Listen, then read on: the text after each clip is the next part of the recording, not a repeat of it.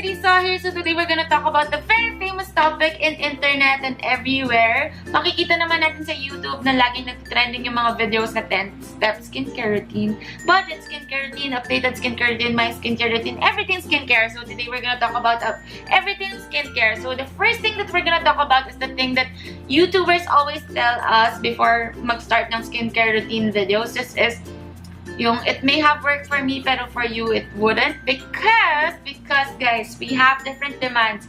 And makikita naman natin na yung mga tao, may mga taong Cetaphil lang enter down or mag-wash lang sila ng face kahit sabon lang na, okay na. Pero yung mukha nilang ganda-ganda, walang pores and everything. That's because they're born that way. Iba-iba tayo. Iba-iba talaga yung demands ng face natin. Kaya nauuso ngayon yung mga meron silang machine, yung mga nagbebenta ng skincare products. Yung may machine sila to test your face because iba-iba tayong demands. So, guys, huwag tayong gaya-gaya. Although, pwede natin gawing reference yung mga sa videos, sa reviews, sa vlogs, everything. Pero, hindi lahat mag-work sa'yo, girl. Sa kanila, kung nag-work talaga sa kanila, thanks! I'm thankful for them. Pero sa'yo, better luck next time, girl. Lagi mo yung tandaan, huwag mong sisisihin yung nag-vlog, and everything. Sisihin mo yung face mo na hindi siya gumagana sa face mo. So, ayun. Sa experience ko mismo sa sarili ko, lagi nag-iiba yung demands ng face ko. Lalo na pag matagal ako nag-stay dito sa Manila, tapos bumalik ako sa Pampanga, ganun. Or matagal ako sa cold weather, tapos bumalik ako sa hot weather. Nag-iiba yung skincare routine na kailangan ng face ko every time. So, yung nangyari nga sa akin the past month, kaya pinakita ko yung mukha ko ngayon na bare face kasi gusto kong makita niyo talaga yung itsura ng mukha ko ngayon. Ito, para sure kayo, ayan, tanggalin natin ng doble-doble. Wala na talaga. Ito, naging ganyan yung mukha ko, nagka-marks ako here and here. Nagiging okay na talaga yung mukha ko before ako pumunta sa Korea and Japan noong December and January. Kasi okay na yung skincare routine ko before that. Pero after that, kahit anong gawin kong kaskas dun sa creams na gumana sa akin before my trips, hindi na talaga gumagana. Dahil like, iba yung demands ng face ko. Naging dry yung face ko dahil I came from the cold weather. Tapos nag-open yung pores ko because cold weather tapos hot weather, nag-open na lahat. Yun. So, nag-iiba yung demands ng face natin, tayo mismo. So, yung second thing that we're gonna talk about is that pag nahanap mo na yung skincare routine mo, don't be afraid to change products. Lalo na kung nakikita mo na hindi na nag-work. Although nag-work siya at first, huwag kang maging kampante sa isang set lang ng skincare routine. If you need to change products, change product kahit na nag-work siya sa'yo before. So, yan. And the third thing is, ayun nga, bumibili ka lagi, nag-change ka lagi ng products, nagtitest ka lagi ng products. Skincare is no joke. No joke sa presyo. Super ang mahal. Ang mahal magpaganda ng mukha, lalo na kung hindi ka, isa ka dun sa hindi binayayaan ni Lord na hugas lang, tas okay na. Kasi, yun, you need facials, you need different skincare products, magta-try ka ng ibang products. Although, you can stick with the budget products, kailangan mo pa rin naman try lahat. So, gagastos ka pa rin talaga. It's really so gastos. Lalo na pag girl, wag kang makikimura, lalo na pag makikita mong worse na talaga yung sa pimples mo. Lalo na pag madami ka na dito and everywhere. Wag ka nang makimura, girl. Wag ka nang try ng mura, try ng everywhere, na facial, ganun. Pumunta ka na sa derma, magpili ka na ng medication kung kailangan mo. So, yun. Hindi budget ang skincare. So, you can go with budget products, pero I can say nagagastos ka pa rin. So, magastos talaga sa skincare. And the fourth thing that we're gonna talk about is that avoid touching your face, girl. Huwag ka nang gumanyan lagi, ganyan lagi. Sabi ko nga kanina, it depends on the demands of your face and how you take care of your face. Like for me, makikita nyo na dito lagi yung marks ko or dito. Dati dito, nung may bangs pa ako. Pero ngayon bangs, wala na akong bangs. Nakaganyan na lagi yung hair ko. May clip ako lagi. Naka-tie lagi yung hair ko. Wala na masyado dito. And lagi na lang ngayon dito. And dito. Because dito, I have allergic rhinitis. So, lagi akong sneeze. So, lagi akong tinatouch. And dito naman, pag nasa bed ako, lagi ako nakaganon. So, nai-irritate siya. And some, makikita ko sa mga friends ko na lagi silang meron dito. Like, dati din, meron ako lagi dito dahil yung baby hair nakaganon.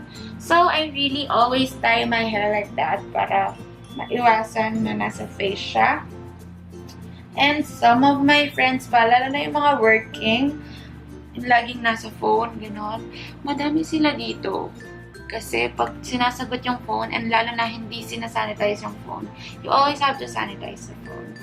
Para pag pinaganon mo, hindi na ano yung face mo. So, yun. You have to take care of your face not just by putting products and everything.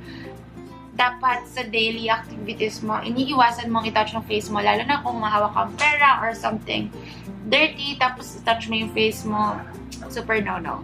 And the last thing that we're gonna talk about is that totoo yung when you drink more water and you sleep more, super clear yung face mo. Nung may time na ako na super dami kong oras matulog nung college, nung last year yata. And ang ganda ng face ko nung time na yun. And yung pag-inom ng tubig, nahihirapan kasi ako uminom ng tubig. I don't know why. Pero kahit anong gawin kong tracker, hindi ko nasusundan. So, super kulang ko ng tubig. Pero when I get disciplined enough to drink every morning, every night, super gumaganda yung face ko. So, it really helps. Water and sleep really helps. And now na natapos na tayo dun sa 5 things na sinasabi ko kanina na pag-uusapan natin about skincare, I'm gonna talk about skincare products. These are the products that I have used. I'm not gonna tell you what's in my skincare routine right now. Although, nagamit ko talaga lahat to. I really love them, pero siguro hindi nila nami-meet yung demands ng face ko right now. Pero yun, I really love this product. So, let's start with the very famous aloe vera. Super ganda nito. Alam nyo, nung nasunog yung paa ko, tapos na as in super brown ng paa ko dahil sunog siya, aloe vera lang nilagay ko and now my fit is back to normal. And this one, aloe vera mist. I really love the aloe vera line of Nature Republic since nag-try ako ng other aloe vera line and ibang brand. Girl, intense. Intense yung nangyari sa mukha ko. So, wag na. Nature Republic lang talaga yung ginagamit kong aloe vera. And dahil love na love ko yung Nature Republic, hindi magpapatalo yung isa pang Korean brand na love ko. This is Tony Moly. Ito, favorite face mask ko, yung face mask ni Tony Moly. I don't know why, but whenever I use the Tony Moly face mask, kahit ano pa dito sa mga flavors na to, I really love them. Parang feeling ko ang ganda ng glow ko after using this face mask. Since face mask na din naman yung pinag-usapan natin, meron akong na-discover na bagong face mask. Super funny kasi kala ko gamot siya. Pinadala talaga to sa akin pero hindi ko binubuksan kasi feeling ko gamot. Pero nung binuksan ko, ayun, ang ganda. Trinay ko talaga to, ang ganda. This is the Derma C by Potency na face mask, brightening serum face mask. It's vitamin C and collagen. So, super ganda. Paano ko dina-determine kung maganda yung face mask? It's the effect after kung glowing ba ako or hindi. And mayroon kasing mga face mask na day after magkaka-pimple ako. So, I know that it's a no-no. So, this one is not a no-no. Super ganda niya. And sa line ng Derma C na to by Potency, meron siyang sabon na super bango. I really love it. Ang bango-bango. Ito, Derma C Brightening Soap Bar. Although hindi ko pa siya natatry, I'll be honest, hindi ko pa natatry yung soap bar. I just tried the face mask. Ganda ng face mask, so I think this soap bar is gonna be nice then. And let's move on. Since we've talked about face mask na rin, let's talk about mask pa rin. Pero right now is clay mask. Honestly, yung gusto kong clay mask, yung Jeju Volcanic Pore Clay Mask by Innisfree. Pero something caught my eye the past months. This is the L'Oreal Pure Clay Mask. Super ganda nito. Lalo na yung na-try ko ito, yung illuminating niya. Super ganda. How do I determine kung maganda siya? Kasi usually, pag nag-clay mask ako, feeling ko kasi yung mga clay mask parang nag-heal ng mga pimple, gano'n.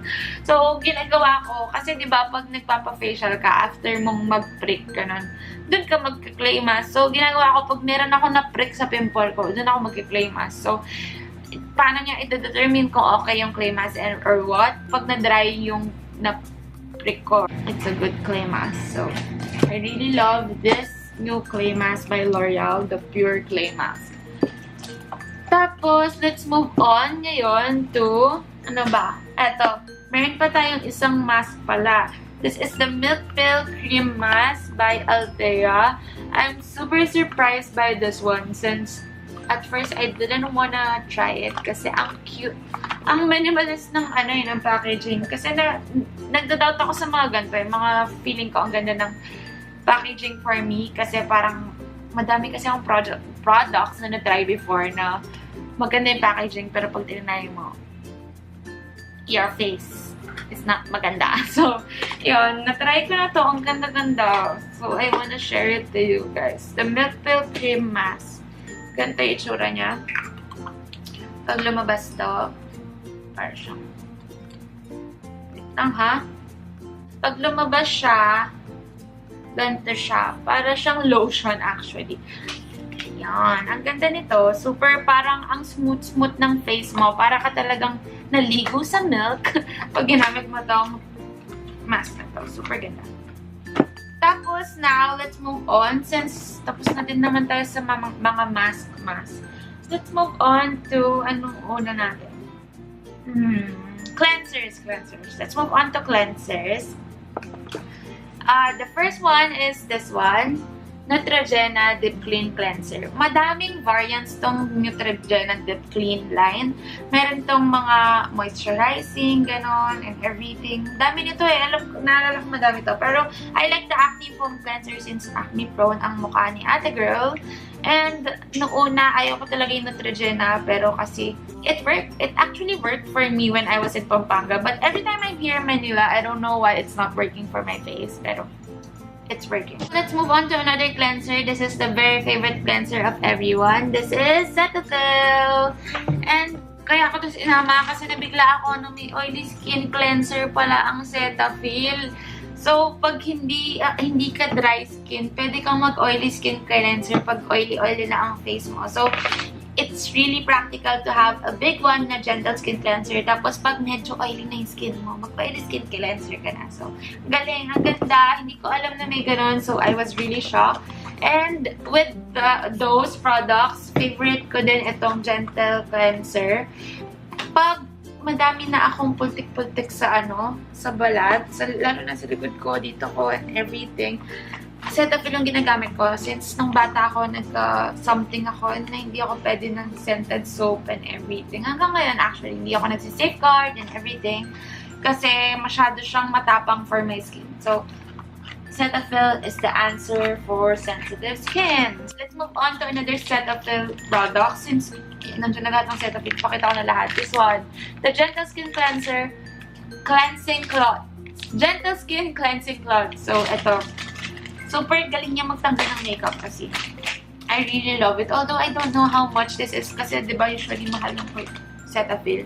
Puro na tayo cleansing kanina. Let's move on to a serum cleanser. Pore Purifying Serum Cleanser. This is from Althea also. Ganda.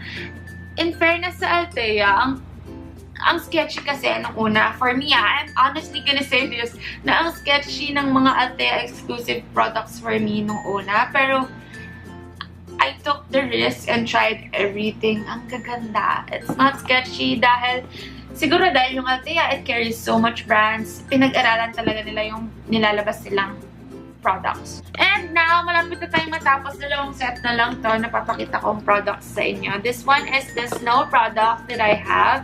Yung una is the Snow Crystal White Tomato Skin Whitening Soap. Super ganda nito. May mga whitening soap sa Watsons. Ang dami mo makikita whitening soap sa Watsons, diba? Tapos, I tried some and kawawa ang face. Pero ito, ang ganda. Ang ganda. Ganda ng effect ng Snow. Hindi siya nakaka-pimples for me. And yun, ganda. And this one is a food supplement. Same siya na Crystal White Tomato Snow din. I'm gonna be honest, I didn't try it, pero I don't know. I don't know kung kaya ko kasi hindi ako masyadong nag-oral supplement. So, tignan natin if matatry ko yun and I can tell something about it in my stories or in another videos. And the last products that I'm gonna show you are products from Nivea. Super sumikat yung mga products na to dahil maganda yung nag-a-advertise sa kanila. Pero I'm gonna be honest, super ganda talaga ng products. Hindi lang dahil maganda yung nag-advertise, maganda talaga yung products. This one is the Micellar Water ng Nivea. I love the blue variant since siguro mas okay yun sa face ko, yung Acne Clear na Micellar. Tapos, with this line comes the Whip Foam. Acne Clear Whip Foam din yung favorite ko. Pero yun, meron din nitong extra white whip foam. So yun, ito na lahat. Pinakita ko sa inyo to dahil i-giveaway natin. Yung first giveaway natin are gonna be this two. May 2 lucky winners na magkakauwi ng Micellar line. So, lalagay ko lahat ng products in the box. So, dalawa to. And the other one, other giveaway, so 1, 2 winners. The other one is ito, ang winner ng ating L'Oreal Clay Mask. Ay, isasama ko to dun sa L'Oreal Clay Mask. Itong Neutrogena. So, tatlo na ang winners, diba? The next giveaway is this one. Yung mga Althea products na favorite ko. And the next winner will win Derma-C products. And the next one will win Korean products. The aloe vera gel and this one. And the next one, the last one will win the snow products. So, how many winners all in all? Ito, 1, 2, 3, 4, 5, 6, 7. So, we have 7 winners for this giveaway. We're gonna give away 7 sets of skincare products that I really love. And I guess you know the drill, guys. We have 3 ways of entering the giveaway. It's through Instagram, Facebook, and here in YouTube. Here in YouTube, all you have to do is to like, subscribe, and comment down below what videos you want to see more in this channel. So thank you so much for watching. I hope you enjoyed this video. I hope it wasn't too long for you, and I hope I somehow help you in managing your skincare problems. So thank you so much.